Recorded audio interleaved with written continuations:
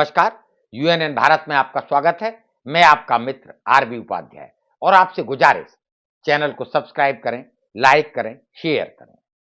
राहुल गांधी की भारत जोड़ो यात्रा पर आज यात्रा का 85वां दिन है। ये यात्रा 7 सितंबर को कन्याकुमारी से शुरू हुई थी और कयास बहुत सारे लगाए जा रहे थे। ऐसी उम्मीद नहीं थी कि इतना जन समर्थन मिलेगा। अगर ऐसी उम्मीद होती कि इतना जन समर्थन, अपार जन समूह उमड़ेगा भारत जोड़ो यात्रा में राहुल गांधी के नेतृत्व में, तो शायद रोड मैप कुछ और बनाया जाता। लेकिन इसी कड़ी में आज एक और उपलब्धि यात्रा के नाम हुई। स्वरा भास्कर, जाना माना नाम, हम सब जानते हैं, वो भी भारत जोड़ो यात्रा में शरीक हुई, पैदल चली। एक मैसेज जिस तरीके से लोग जुड़ रहे हैं, चाहे वो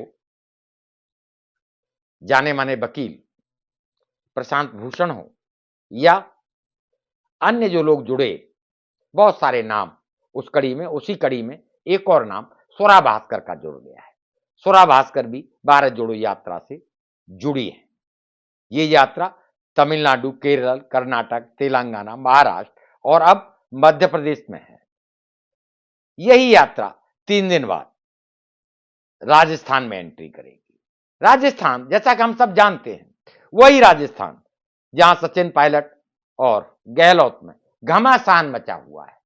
पार्टी आला कमान भी चिंतित है, पूरी कांग्रेस चिंतित है, घमासान थमने का नाम नहीं ले रहा था। वहां से भी एक अच्छी खबर, दोनों नेता सुलह हुई है, दोनों साथ साथ आए हैं। वेणुगोपाल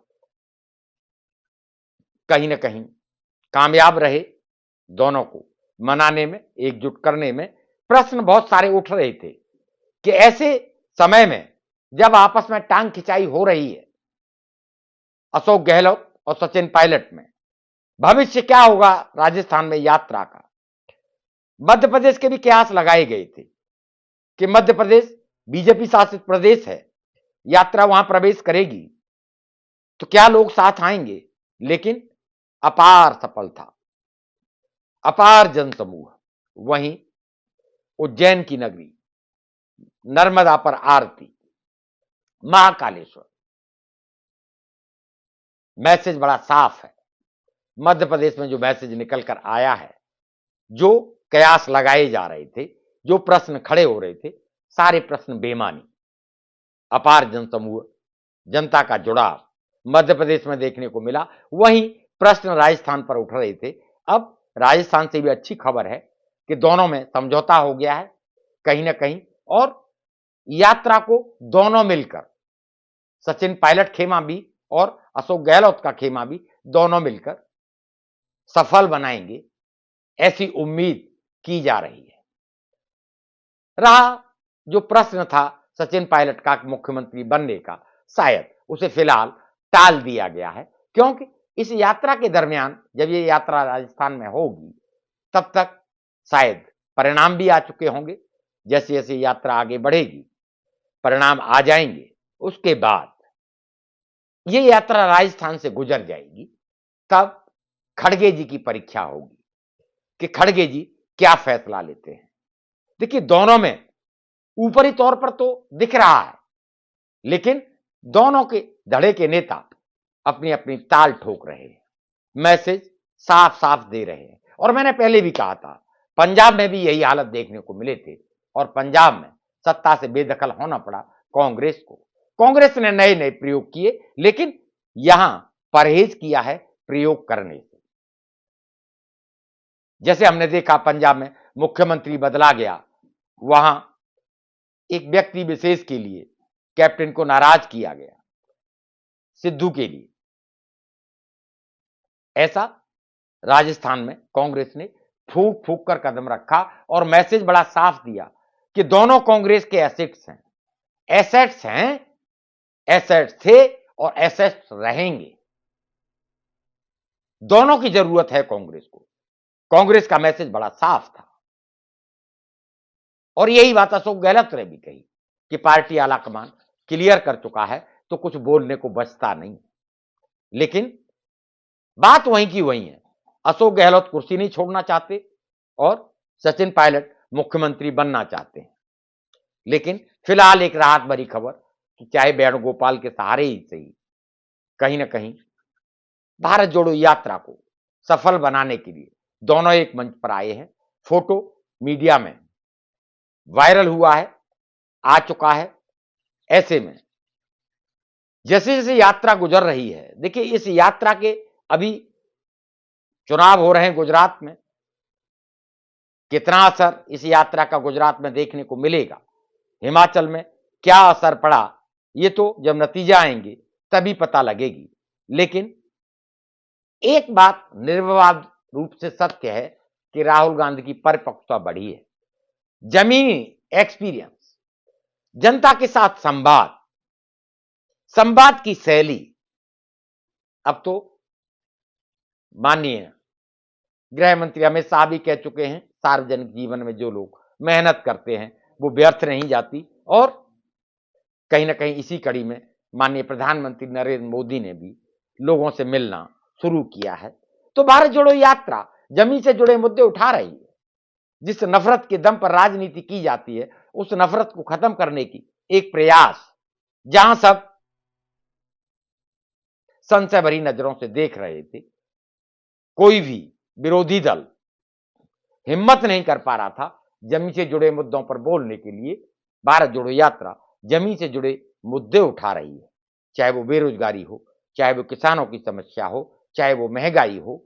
राहुल गांधी बखूबी प्रेस कॉन्फ्रेंस करके प्रेस के जवाब देते हैं और जो विवाद या विवादित प्रश्न होता है उसको किस तरह टालना है, अब राहुल गांधी बखूबी सीख गए हैं।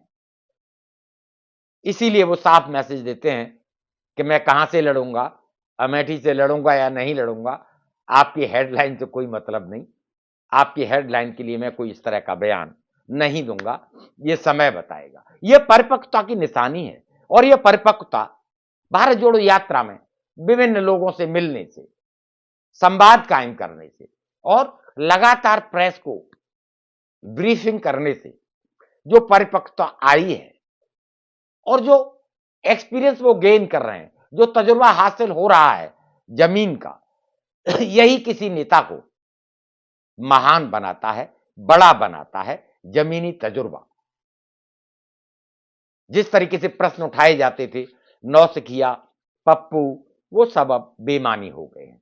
ये नहीं है यात्रा को घेरने की कोशिश नहीं हुई, टी शर्ट पे भी और नमन करने के लिए विवेकानंद को, चाहे वो बच्चों का शामिल होना हो, प्रश्न बहुत सारे खड़े हुए।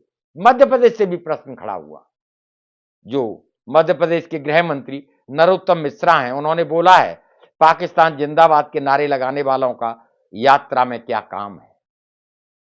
किसने लगाए पाकिस्तान के नारे?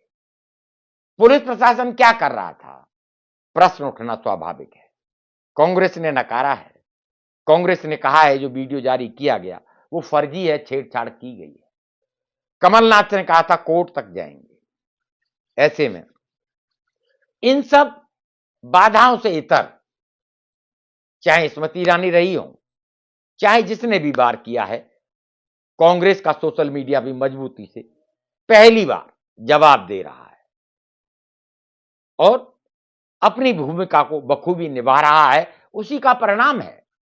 आप देखेंगे कि सोशल मीडिया के थ्रू, जहां टीवी चैनल कवरेज नहीं दे रहे थे, अखबार छाप नहीं रहे थे, फिर भी बारिश में भीगती हुई राहुल गांधी की तस्वीर बोलते हुए जो वायरल हुई, वो प्रश्न चिन्ह खड़े करती है मीडिया के चौथे स्तंभ पर। और वहीं एक और घटना हुई, एनडीटीवी से रवीश का रिजाइन करना, पत्रकारिता के लिए एक बहुत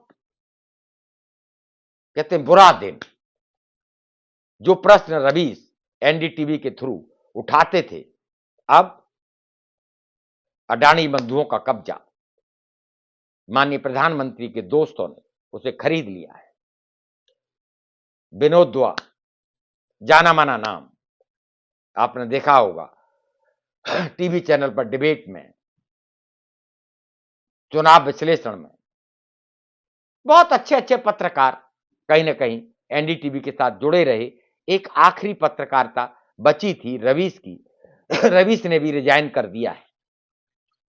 ऐसे में प्रश्न उठना स्वाभाविक है। भारत जोड़ो यात्रा मीडिया ने नहीं दिखाया, लेकिन सोशल मीडिया ने जन जन तक पहुंचा दिया। ये कामयाबी थी कांग्रेस के आईटी सेल की। और पहली बार सोशल मीडिया ने अपने आप को जमीनी स्तर पर प्रूव किया है, सत्यापित किया है, स्थापित किया है। ये कहने में मुझे कोई गुरेज नहीं। उसी का परिणाम है, मजबूर होना पड़ा है टीवी चैनल और अखबारों को भी भारत जोड़ो यात्रा को स्पेस देने के लिए। अब तो माननीय प्रधानमंत्री भी भारत जोड़ो यात्रा पर टिप्पणी करने लगे हैं। यानी भारत जोड़ो यात्रा का असर दिख रहा है। भविष्य में परिणाम आएंगे गुजरात के और हिमाचल के, तब और पता लगेगा। और वैसे भी इस यात्रा को राजनीतिक यात्रा नहीं माना गया है, नहीं बोला गया है। इस यात्रा को अराजनीतिक रखा गया है। सभी दल इसमें शामिल हो सकते हैं, सभी लोग शामिल हो सकते हैं और यात्रा में मजबूती प्रदान कर सकते हैं। तिरंगा के तले ये यात्रा आगे इतने राज्यों से निकलती हुई आज 85वां दिन यात्रा का है। हर जगह, चाहे तमिलनाडु, केरल, कर्नाटका, तेलंगाना, महाराष्ट्र या मध्य प्रदेश, अपार जनसमूह 7 सितंबर से अब तक सपोर्ट यात्रा को मिलता आ रहा है। राहुल गांधी बदल चुके हैं, स्वरा भास्कर शामिल हो चुकी हैं। आप क्या राय रखते हैं, हमें कमेंट्स करिए।